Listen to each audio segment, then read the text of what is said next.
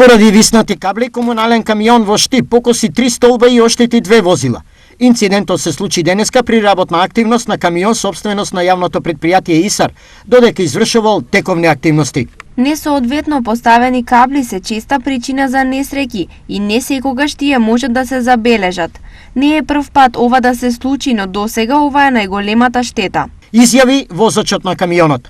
Според собствениците на оштетените автомобили, возачот на камионот воопшто не бил виновен. Бандерата се бутна поради камиончето, камионот тука помина за ѓуброто да го собере, ама кабловите ти висат од секаде.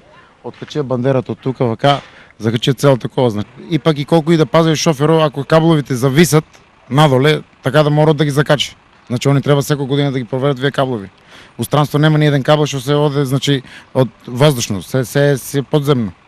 Камионот на ИСАР, минувајки, отисе многу ниско кабловите, закачи на кабловите, 3 бандери има откорнато, мојата кола е оштетена. Од јавното предпријатие ИСАР во врска со случајот потврдуваат дека не е прв. Повеќе пати досега реагиравме на секаде за решавање на овој проблем, но за жал ништо не е превземено. Штети имало и досега, но веројатно ќе има и во иднина доколку овој проблем не се реши.